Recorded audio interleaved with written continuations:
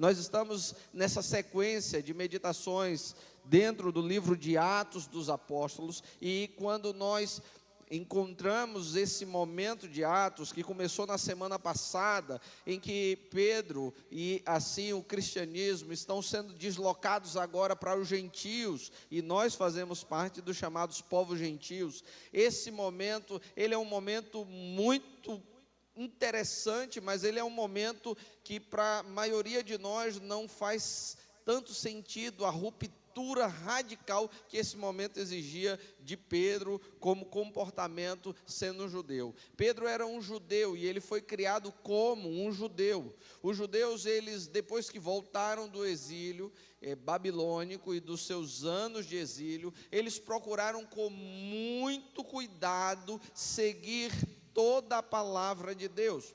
Antes do exílio, nós vamos ver por várias vezes o povo judeu se envolvendo em idolatria, nós vamos ver o povo de Deus profanando o dia do Senhor, o dia do sábado, nós vamos ver o povo judeu se misturando com os povos da terra. Isso foi muito comum e essa foi uma das causas da queda de Judá.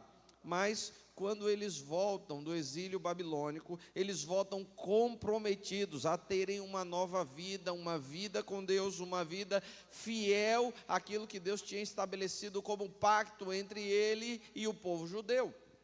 Então, o povo judeu passou a observar com bastante rigor, e às vezes excedendo aquilo que era da Escritura, com o cuidado de tentar manter aquilo que a palavra de Deus oferecia como conduta que eles tinham de ter, e aquela conduta era um símbolo de que eles eram um povo separado, e eles demonstravam ser um povo separado de várias maneiras. Eles demonstravam ser um povo separado da forma como eles guardavam a semana deles, e eles tinham um dia, que era um dia em que eles adoravam a Deus, e eles não misturavam as suas atividades domésticas com aquele dia. Aquele povo fazia diferença, porque no meio de uma centena de pessoas, ou de populações, ou de etnias, que eram politeístas, eles eram monoteístas, e eles eram os únicos monoteístas em toda a sua circunvizinhança. Nós não temos relatos de um outro povo monoteísta senão o povo judeu. Então eles mantinham um único Deus como seu Deus, seguindo lá o primeiro mandamento, que há apenas um Deus e que não deve haver outros deuses diante dele. Eles procuravam com rigor testemunhar que eles eram diferentes dos outros por meio das suas roupas, por meio da maneira como eles lidavam com pessoas mortas e coisas mortas, por meio da sua alimentação. Se você for ao Antigo Testamento, você vai ver que há uma lista de alimentos que são puros e uma lista de alimentos que são impuros. Então, como um judeu praticante, Pedro jamais se alimentaria daquilo que não era parte da lista de animais puros. Pedro jamais faria isso. Ele foi criado dessa forma, ele foi ensinado dessa forma, o povo dele foi ensinado dessa forma. E isso é uma das coisas que, por exemplo, tornam a história lá do filho pródigo uma história tão tenebrosa. Porque aquele filho pródigo tinha descido a um estágio tal de degeneração na sua vida, que ele não só convivia com os porcos, como ele se alimentava dos restos dos porcos. Se comer porco já era imundo, imagina você se alimentar dos restos da comida dos porcos. Nós perdemos de vista isso porque a nossa cultura ela não engloba isso, então a gente não tem noção disso. Mas Pedro recebe uma visão do Senhor que rompe com uma série de barreiras internas que existiam dentro dele e que eram boas, que eram reais, mas que impediam Pedro de se comunicar com pessoas que não faziam parte do grupo deles. E aí, olhando para esse texto, é muito importante nós prestarmos atenção no fato de que Pedro começa a história do texto em oração. Pedro está em oração, e a oração vai fazer com que Pedro tenha uma visão da parte de Deus, porque todas as vezes que nós estamos falando com Deus, Deus fala conosco de volta.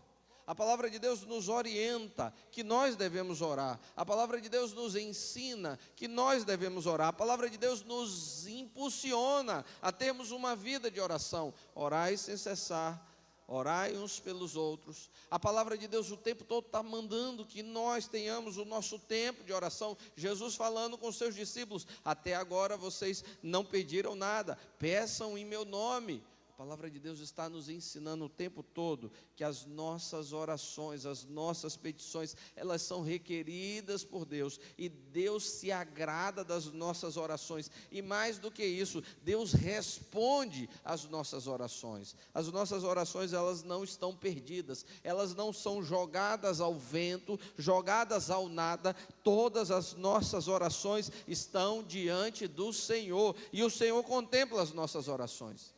Então Pedro ali estava num movimento de oração, e era um movimento de falar com Deus, porque Pedro criou o hábito de conversar com Deus e se comunicar com o Senhor. Mas Pedro estava com sono, muito provavelmente Pedro estava cansado. Eu não sei se você já teve essa experiência de começar a orar e de repente, quando você percebeu, alguma coisa aconteceu, você pegou no sono, e aí você acorda porque a oração ficou no caminho. Geralmente aquele culto no final do ano, e está se aproximando aí com a graça de Deus, né? Nosso último culto, geralmente tem uns irmãos que entram em espírito de oração e eles saem dessa dimensão e vão para outra, né?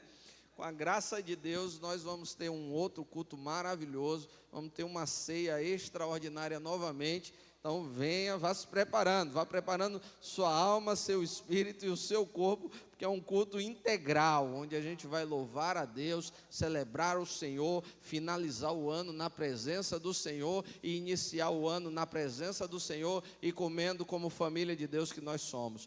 Meus irmãos, Pedro estava em oração, e no meio da oração Deus começa a falar com Pedro. Ele meio que entra em êxtase, ele meio que sai da sua dimensão normal, ele meio que adormece, e Pedro tem um sonho que é impactante. Ele tem um sonho que mexe e que bagunça uma série de estruturas que a sua mente foi ensinada a seguir. Ele tem um sonho, e nesse sonho desce um cesto, e aquele cesto ele se abre. Ele é um cesto formado de panos, e quando ele se abre, há uma série de animais, e todos aqueles animais são animais ilícitos, não pode ser utilizado aqueles animais para alimentação.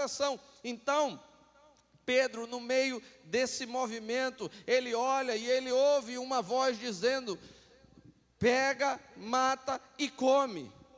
E olha, diferente do Cornélio, que quando ouve a voz, imediatamente vai e obedece à voz, Pedro questiona aquela voz. Porque Pedro conhecia a lei, ele sabia que ele era judeu. Ele sabia que ele não deveria comer, porque ele conhecia a palavra. Olha a importância de você conhecer a palavra de Deus. Então Pedro questiona, ele diz bem assim: não, Senhor, porque eu jamais coloquei esse tipo de coisa na minha boca. Em outras palavras, Senhor, eu sou um crente fiel. Senhor, eu sou um servo dedicado. Senhor, eu sou um cumpridor da tua palavra. E eu e você devemos olhar isso como inspiração. Nós precisamos ser mais como Pedro, cumpridores da palavra, conhecedores da palavra, sabendo o que podemos e sabendo o que não podemos. Nós precisamos aprender com Pedro. A visão aconteceu por 3 vezes seguidas. Não foi uma vez só, foram 3 vezes seguidas. E Pedro, por 3 vezes seguidas, disse: não, Senhor, eu não posso fazer isso. Eu sou obedecedor da tua palavra. Eu e você somos crentes em Cristo Jesus, e nós precisamos ser obedecedores da palavra de Deus. Ainda que esse mundo nos ofereça um maná maravilhoso, nós não podemos abrir mão da palavra de Deus. As coisas que esse mundo oferece não podem tomar o lugar da palavra de Deus. Eu e você precisamos levar muito a sério a orientação de Deus para a nossa vida. Nós estamos vendo o cristianismo se deteriorar no nosso país, como aconteceu na Europa, como aconteceu em boa parte dos Estados Unidos, e a grande razão disso é que as pessoas têm abandonado a palavra de Deus. Elas não têm dado mais atenção à palavra de Deus. A palavra de Deus ensina que determinados comportamentos são pecado, mas a gente diz, o que é que tem? Todo mundo faz. A palavra de Deus nos ensina que nós devemos viver de uma maneira, mas a gente olha para o lado e vê tanta gente vivendo errado, e às vezes nós começamos a olhar para o lado e a nos comparar com os outros, e começamos a dizer, mas se todo mundo faz dessa maneira, por que eu não posso fazer? E permita-me contar uma história da minha adolescência. Eu era adolescente como todos os outros, estava estudando, e química, minha mãe era professora de química, era a matéria que ela era professora. E química era a matéria que eu mais odiava na escola. Eu me dava bem com matemática e física, era tranquilo para mim. Me dava bem com português e história, era tranquilo. Geografia era tranquilo, mas química era uma pedra no meu sapato. E eu me lembro que em um determinado ano eu tive um professor que ele era um carrasco. Às vezes a minha inspiração veio daí, viu, Marcos? Às vezes eu sou um pouquinho duro com alguns seminaristas, né, Ricardo? Cláudia. Mas eu tinha um professor de química que ele pegava pesado. E eu me lembro que eu fiz uma prova e eu tirei uma nota baixa naquela prova. E eu fui para casa arrasado com aquela nota. E aí minha mãe perguntou, e aí, como é que foi química? Foi. Falei, não, como é que foi a prova de química? Já saiu a nota da prova de química? Eu falei, fui muito bem não. Certo, mas já saiu a prova, a nota, qual é a sua nota? Minha mãe me conhecia bem. E aí depois dela me apertar bastante, eu disse, olha mãe, tirei nota baixa, estou reprovado. Preciso tirar uma nota muito alta na próxima avaliação, senão eu vou para a prova final. Mas fique tranquila, porque todo mundo na sala tirou nota baixa. E aí minha mãe deu aquela resposta clássica, eu não pari todo mundo, eu pari você, você é o meu filho, e é você que precisa estudar, todo mundo é problema de outra, mas você é o meu filho, você tem que estudar. Meu irmão, Deus fala isso com a gente, quando a gente diz, Senhor, mas todo mundo flexibiliza, Deus diz, você é o meu filho, e o meu caso é contigo. Você não dá conta dos outros, você não prestará conta dos outros, você dará conta de si mesmo no dia do juízo diante do Senhor. É o que a Bíblia ensina, cada um dará conta de si mesmo. Se todo mundo está fazendo, é problema de todo mundo. O que é que eu estou fazendo é o meu problema. O que você está fazendo é o seu problema. Se eu e você somos fiéis à palavra de Deus ou não, é o nosso problema. Nós precisamos viver um cristianismo verdadeiro, um cristianismo pautado na palavra de Deus, um cristianismo que não se curva diante do todo mundo, diante das experiências, porque às vezes a gente troca a doutrina pela experiência. A palavra de Deus ensina determinada coisa, mas a gente diz, mas eu tive uma visão, e aí aquela visão sabe como é? Aquela visão que me fez entender que a Bíblia até diz que não deve ser, mas deve ser. Eu me lembro de uma conversa que eu tive com uma pessoa, e ela dizia, eu sei que a Bíblia diz que isso está errado, mas eu sei que Deus quer que eu seja feliz, então mesmo estando errado, eu sei que Deus vai aprovar, porque Ele quer que eu seja feliz. Deixa eu te contar uma coisa, Deus quer que você seja feliz, mas a felicidade verdadeira está lá em cima, não está aqui. Aqui você está de passagem, aqui você está passando um tempo, aqui é o lugar do sofrimento, é o lugar da provação, o lugar da medalha e da comemoração é do outro lado, lá na eternidade, quando a nossa leve e momentânea tribulação produzirá para nós excelente peso de glória. Então, meu irmão, não vai atrás dos pensamentos desse mundo, não vai atrás das ditas experiências, mas se firme na palavra de Deus. Pedro estava ali diante de um êxtase, diante de uma voz que vinha dos céus, mas ele conhecia a palavra de Deus para a vida dele. Como judeu, ele não deveria comer. Então o texto diz, olha, ele viveu isso por 3 vezes, mas ele manteve a mesma palavra. Ele manteve aquilo que ele aprendeu. Então, a primeira lição que esse texto nos dá é: nós devemos seguir a orientação da palavra de Deus para a nossa vida. Não importa o que as pessoas do lado fazem, não importam as experiências, a palavra de Deus é a verdade. Seja Deus verdadeiro e todo homem mentiroso. É assim que tem que ser. Mas o texto prossegue, ele continua. E agora Deus está preparando o coração de Pedro para uma experiência futura. Eu e você precisamos entender isso. Aquela visão não era sobre Pedro comer coisas imundas. Aquela visão era Deus preparando Pedro para uma experiência diferente. Deus estava chamando Pedro a uma nova caminhada. Deus estava chamando Pedro a uma caminhada mais ampla. E para isso Pedro teria de entender que ele estaria no meio de um povo que se alimentava de um jeito que ele não se alimentava. Pedro seria uma pessoa estranha no meio daquele povo. Ao mesmo tempo que nós vemos um Pedro que não se alimenta dessas coisas, os gentios só comiam esse tipo de coisa. Graças a Deus eu sou gentil, porque eu gosto de muitas dessas coisas. Já comi muito disso. Viver sem uma bisteca de porco seria difícil. A muqueca de camarão faz a diferença. O cheeseburger é maravilhoso. Meus irmãos, se você for para aquela restrição alimentar ali, é tanta coisa. Mas Pedro era de uma forma, estaria no meio de um povo que era diferente. E isso é uma lição para mim e para você.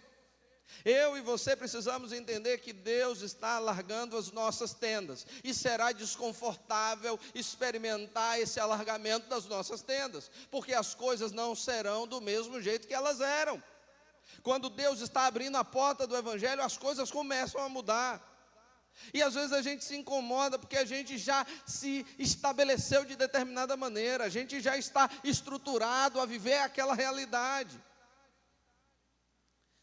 A gente tinha uma irmã em Jerizinho que ela sentava no quinto banco da igreja. Quinto banco, mais ou menos do lado de cá, ela sentava. A mãe de Riedson. E eu me lembro que Deus foi abençoando, começou a chegar gente, e de vez em quando alguém estava sentado no banco dela. E aí ela chegava ali do lado e fazia bem assim: você dá licença que esse é o meu lugar? A gente cria o nosso lugar na igreja. E aí de repente começa Deus a abençoar e trazer gente. E tem gente que vai sentando no nosso lugar, e a gente precisa entender, meus irmãos, que vai sentar gente no nosso lugar, porque todos nós somos passageiros, permanente é o Senhor e a sua obra. A gente precisa entender que às vezes as coisas mudam de certa maneira, e elas não são mais como eram, mas o nosso glorioso Deus continuará guiando a sua obra. E eu e você precisamos abrir o nosso entendimento para perceber se Deus está operando, se Deus está fazendo, é do jeito de Deus, e nós precisamos deixar Deus fazer do jeito dele, porque o jeito de Deus não é como nós pensamos. O jeito de Deus não se encaixa nos nossos quadrados perfeitos. Nós lemos recentemente: porque assim como os céus são mais altos do que a terra. O jeito de Deus é alto, o jeito de Deus é diferente. Às vezes nós nos acostumamos a determinadas coisas, e se elas sofrerem qualquer tipo de alteração, para a gente acabou tudo. Para a gente é uma tragédia. Olha, porque eu aprendi que esta música se canta em Lá menor. Se botar um dó sustenido, está tudo perdido. Eu nem sei se isso é possível, porque eu não entendo nada de música. É porque a gente aprendeu. E, às vezes, quando o pessoal está na música aqui, eu já conversei até isso com o Gustavo, né? Às vezes a gente está aqui na música, e aí é um hábito. Os irmãos que são profissionais da área de música me perdoem, mas é um hábito. O irmão está tocando aí, e aí a igreja entra, aí o pessoal faz assim, ó. E aí começa depois, porque tem que entrar certo. Mas entenda, meu irmão, nós somos um todo. Se liberte de entrar certo, entre errado de vez em quando, contanto que você continue com seus irmãos. A gente precisa entender isso. A gente precisa entender que a igreja é uma comunidade do povo de Deus, e às vezes a gente precisa abrir mão de algumas coisas, se despir de algumas coisas que impedem que a nossa comunhão seja maior, que o nosso louvor seja pleno. Eu sei, os irmãos entraram errado, mas assim, às vezes a gente lidera os irmãos, às vezes os irmãos nos lideram, faz parte da obra. O importante é nós estarmos juntos, louvando a Deus da melhor maneira possível. Pedro estava sendo preparado por Deus, porque ele viveria momentos que eram diferentes daquilo que ele aprendeu. Ele estaria no meio de um povo que era diferente do povo dele. Deus estava chamando Pedro a uma obra muito maior do que a mente dele conseguia conceber. Quando Jesus faz a sua promessa, eu vou voltar a Atos 1:8 novamente hoje. Quando Jesus faz a sua promessa da descida do Espírito Santo, a descida do Espírito Santo não atenderia apenas aos judeus e ao povo de Israel. Recebereis poder ao descer sobre vós o Espírito Santo, e sereis as minhas testemunhas, tanto em Jerusalém, como em toda a Judéia, Samaria, e até aí estava tudo tranquilo, porque a igreja já tinha chegado até Samaria, e até os confins da terra. Talvez na mentalidade judaica de Pedro, onde tiver um judeu, a gente vai evangelizar, porque a gente só evangeliza os judeus. Onde tiver alguém que seja judeu, a gente vai chegar lá, porque é com esses que a gente vai. A gente abriu uma exceção para o samaritano, porque o Senhor falou Samaria, né? Então tem samaritano lá. Mas agora Deus está dizendo a ele, a visão é muito mais ampla do que você imagina. O poder do evangelho é muito maior do que a sua religiosidade pode esperar. O poder do evangelho é transcendente. O poder do evangelho faz o que nós não estamos pensando que é possível acontecer. O poder do evangelho faz o extraordinário acontecer, porque o evangelho que faz um judeu morto vir à vida é o mesmo evangelho que faz o gentil morto vir à vida. O evangelho veio para refazer aquilo que o pecado desfez. O pecado gerou uma separação entre os homens, ruptura de relacionamentos, mas o evangelho de Deus, a pessoa de Cristo Jesus, o evangelho encarnado, veio para no seu sacrifício, na sua morte, unir aqueles que tinham sido separados pelo pecado. Por isso de dois ele fez um só povo. O evangelho nos prepara a vivermos momentos novos. Então o Senhor dá essa visão a Pedro. Pedro fica um pouquinho escandalizado no início com essa visão, mas Deus estava preparando Pedro para uma experiência, porque não era de comida que Deus estava tratando. Deus não estava quebrando a sua lei. Deus estava preparando a mente de Pedro para ele entender o seguinte: as suas restrições alimentares, que fizeram com que você considerasse aqueles que não se alimentam como você imundos, elas estão caindo agora por terra. Você precisa olhar para a sua alimentação, mas você não deve julgar as outras pessoas, porque as outras pessoas são departamento meu. E agora Deus está claramente estabelecendo isso para Pedro. Ele diz bem assim: Pedro, estão chegando pessoas aí, estão chegando gentios aí, eles estão em 3 te procurando, vai com eles. Nós encontramos aqui uma confluência de pessoas obedecendo a ordem de Deus. Cornélio recebe a visão de Deus, conversa com um homem piedoso e alguns dos seus servos, um soldado piedoso e alguns dos seus servos, e envia aqueles homens a Pedro. Cornélio podia ter todas as resistências a ir buscar um Pedro, porque Cornélio era um homem de alta sociedade. Cornélio era um homem importante na sociedade, cidadão romano, da corte italiana, a principal corte. Mas Cornélio está se submetendo aí atrás de um pescador que está na casa de um curtidor para ser orientado sobre a sua vida espiritual. É um homem que está se despindo do seu lugar e da sua posição para se alimentar da presença de Deus e da orientação divina. Do outro lado nós temos agora Pedro, um judeu que precisa abrir mão dos seus rituais religiosos para se aproximar de um homem gentílico. Aliás, isso é tão pesado que futuramente, a gente vai ver ainda, Pedro precisa responder e dar respostas, porque ele se reuniu com aquelas pessoas. Mas há uma obediência à voz do Senhor.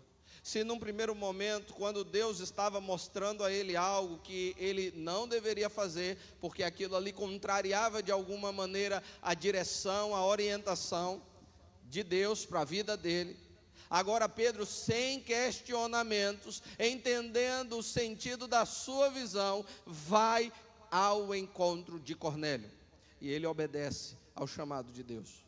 Meus irmãos, às vezes Deus nos mostra coisas que não fazem sentido num primeiro momento. Deus às vezes nos dá visões que num primeiro momento não fazem sentido. E quando eu e você estamos tendo uma vida de oração, uma vida de comunhão, Deus nos mostra coisas que não fazem muito sentido num primeiro momento. Porque a visão de Deus é progressiva. Deus vai nos mostrando as coisas aos poucos, e a gente vai descobrindo aos poucos. Ele tem tudo nas mãos dele, mas ele vai nos mostrando pouco a pouco o caminho que ele quer que a gente siga. Deus gosta de fazer uma coisa que eu pessoalmente não gosto muito, e graças a Deus que Deus é Deus e eu não sou Deus. Porque quando eu vou assistir um seriado, eu gosto de fazer o seguinte, Marisnédio, eu assisto o primeiro e o último, aí eu já sei como vai terminar, eu vou assistir o resto, porque eu gosto de saber o final da história. Então Deus já me deu o final da história, nós estaremos no céu com Ele, amém? Agora o percurso Ele vai nos mostrar dia a dia, meu irmão, aos pouquinhos Ele vai nos mostrando, Ele não nos mostra tudo de uma vez não, Ele vai devagarzinho nos dando um pouquinho aqui, um pouquinho ali, um pouquinho acolá, e nós vamos descobrindo o caminho dia a dia, e Ele vai nos revelando aos poucos, e Ele vai nos dando essa revelação crescente, progressiva, para que a gente vá entendendo a vontade dEle. No primeiro momento, Pedro tem uma visão, não faz muito sentido, mas agora Deus está dizendo a Pedro, olha, tem 3 homens aí que são gentios, e agora ele entende, porque aqueles animais mata e come, ele precisaria se relacionar com um homem que vivia daquela maneira. Ele precisaria ir ao encontro daquele homem, ele precisaria quebrar com as barreiras que foram estabelecidas pela sua própria religiosidade. Porque em nenhum momento a Bíblia proibia os judeus de conviverem com os gentios. Ela proibiu os judeus de terem os hábitos dos gentios. Os judeus e o povo de Deus foram erguidos para serem testemunho de que Deus tem o seu povo. E eu e você somos testemunho de que Deus tem o seu povo, de que Deus nos chamou.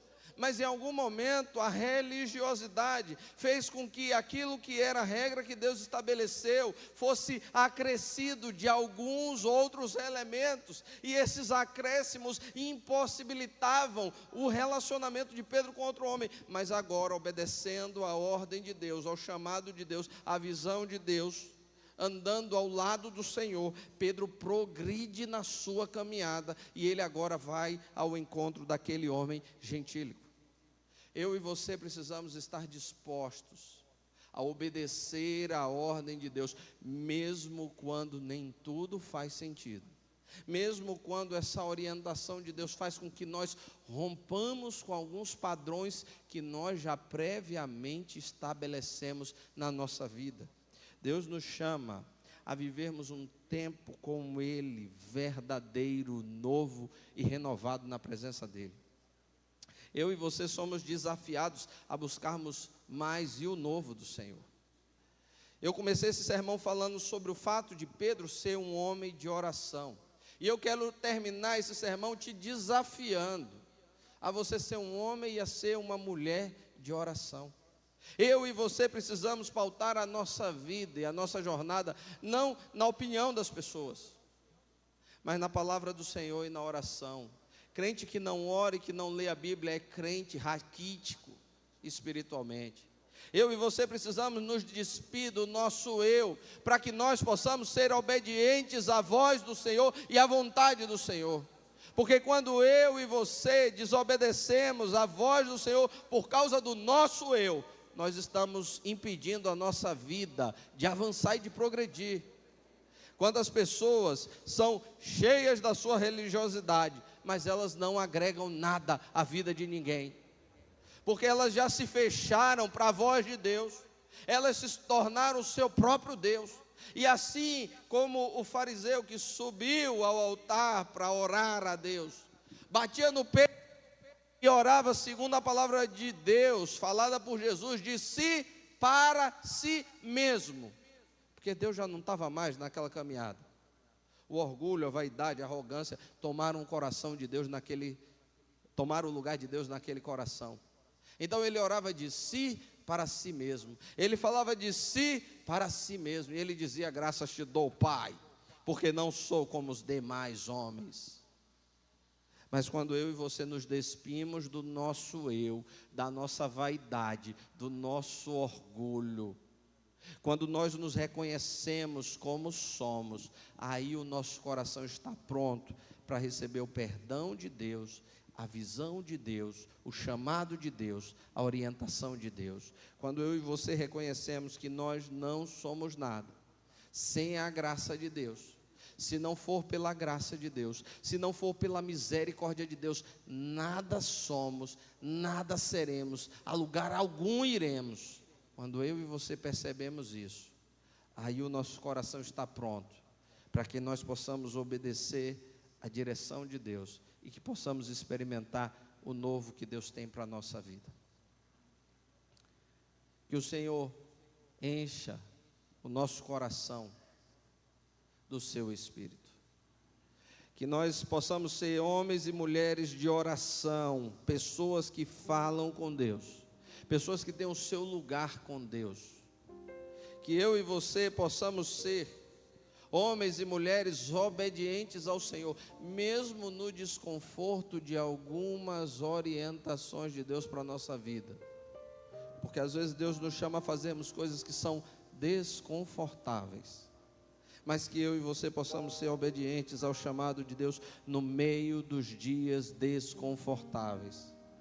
Que eu e você possamos ser obedientes à visão do Senhor para a nossa vida, porque quando nós obedecemos, nós somos abençoados. Quando nós obedecemos, portas que estão fechadas na nossa vida são abertas por Deus.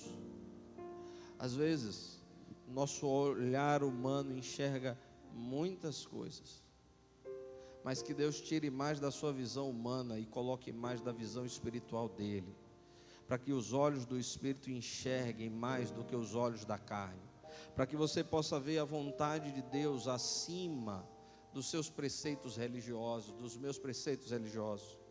O problema não é ter uma religião, o problema é quando nós abrimos mão da palavra de Deus por causa das nossas vaidades religiosas. Que nós possamos ser tocados e edificados pela presença do Senhor. Que o Senhor aplique a sua santa palavra aos nossos corações, de maneira que eu e você possamos andar com Cristo Jesus, viver para Cristo Jesus, sermos servos de Cristo Jesus, sermos instrumentos de Cristo Jesus, para que aqueles que, como Cornélio, estão como cegos buscando orientação e direção, que eu e você possamos ser o instrumento de Deus para isso.